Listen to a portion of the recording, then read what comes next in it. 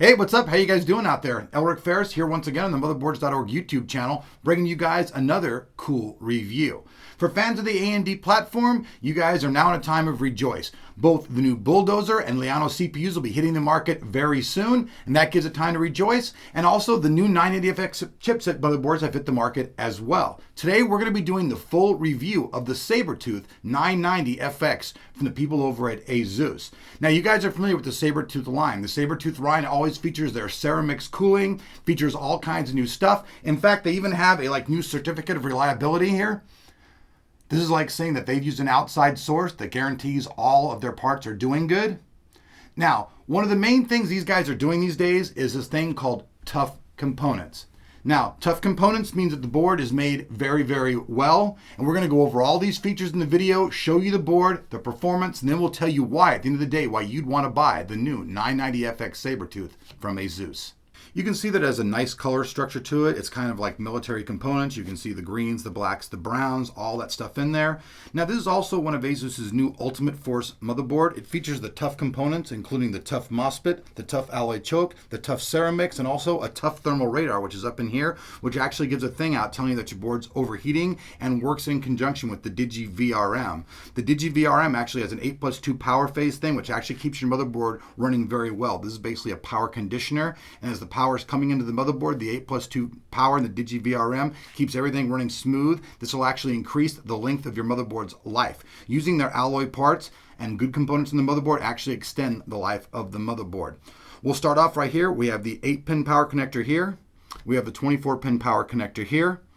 As far as the connectors for your fans, we have 6 of those all across the board, which is quite a few. Not many people have really many more than that. All of those can actually be controlled within the BIOS. You can actually control the speeds and how fast they are and everything else and monitor them all through the BIOS.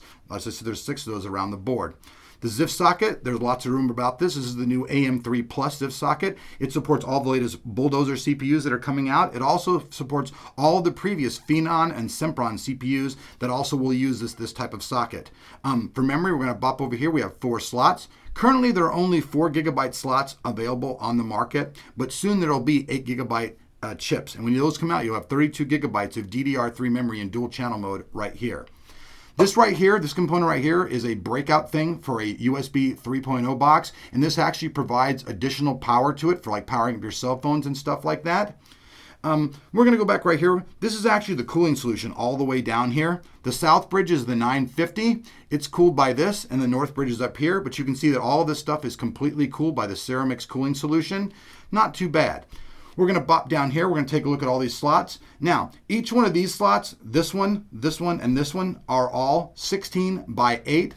The black one is a 16 by 4 slot. This board also supports quad SLI and quad crossfire, which is actually pretty cool. We have one of your standard old school PCI slots, and then we do have a PCI 1X slot here. One thing to take note of, though, is all of these slots on the board will use the PCI 1X standard. There's not a problem with that whatsoever. Also, we're going to flip it around over here. The chipset, all these ones right here that are brown, these are all supported by the AMD chipset. All of these support the new SATA 3.0. This one right here, the black one, this also supports that. This is on the Marvell chipset. So altogether, you have 8 there. Also, the board on the 950 supports actually an additional 12 USB ports on it alone. So if you want to use a bunch of external stuff, you could just go all out on that. Those are what these components are down here. These are for hooking up your external stuff.